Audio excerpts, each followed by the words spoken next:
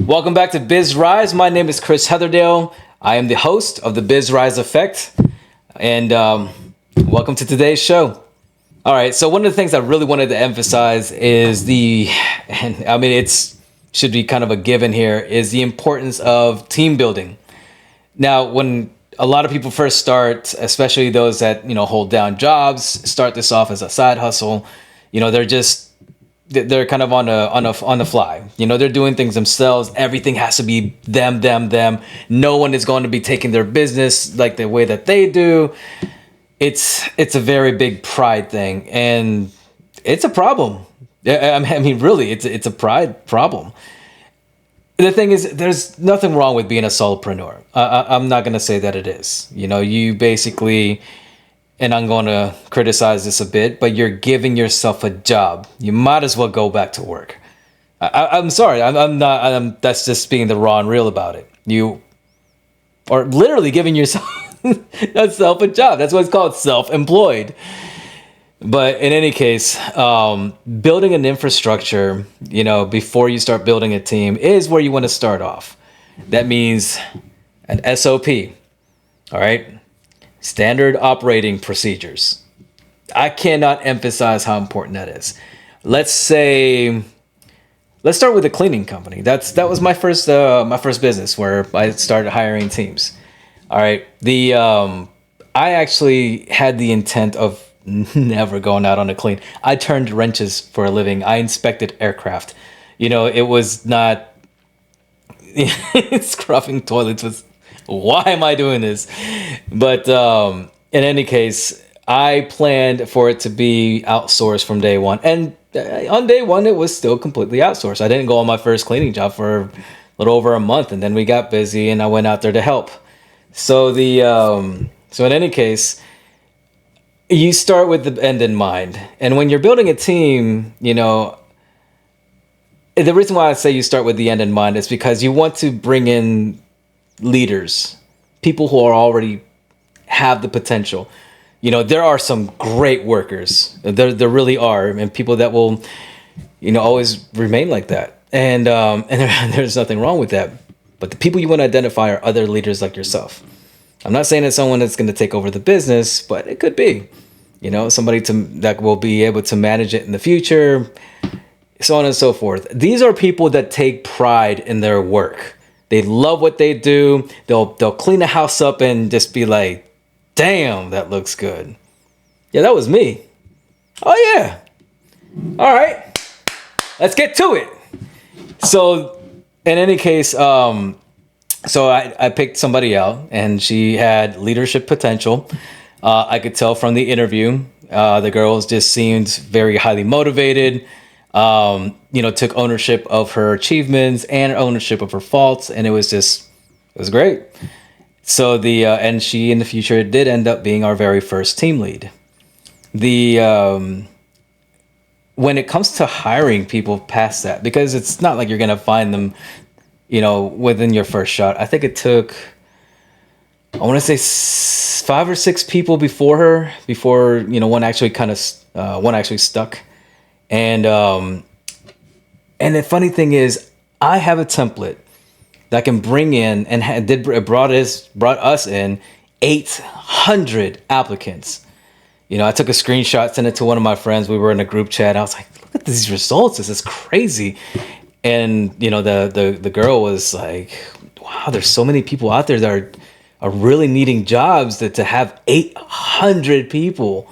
And it wasn't a long time frame. I think it was probably a month and a half, something like that.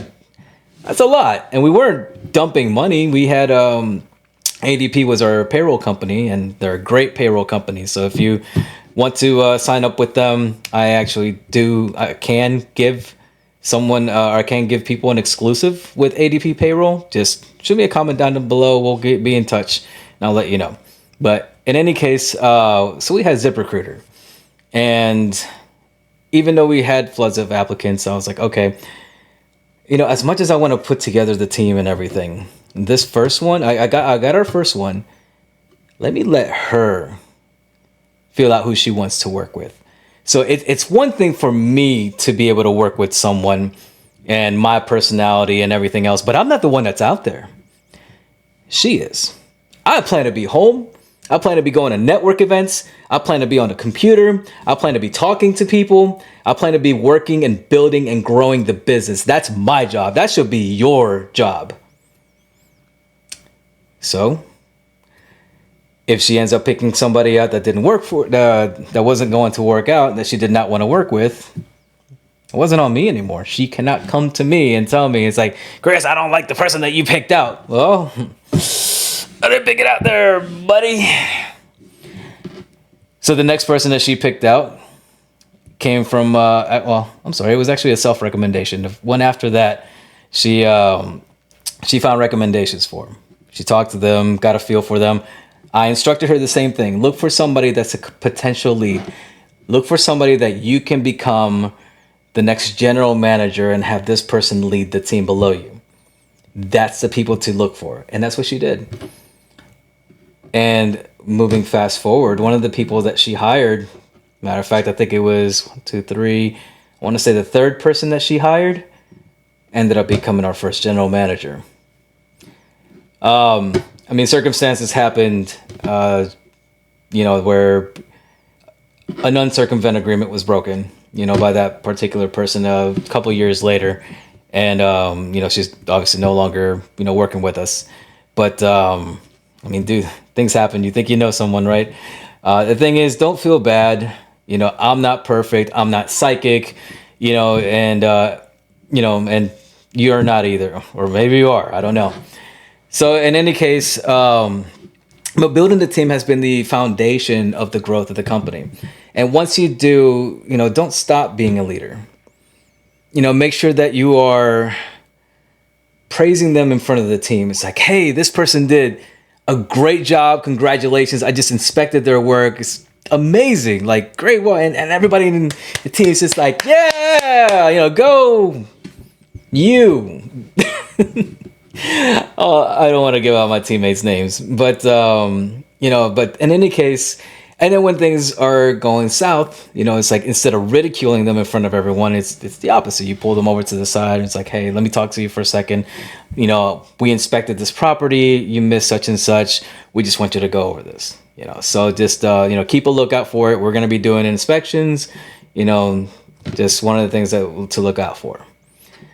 Anyways, there's going to be a whole nother thing about leadership later on, another time. So, but right now we're talking about building the team.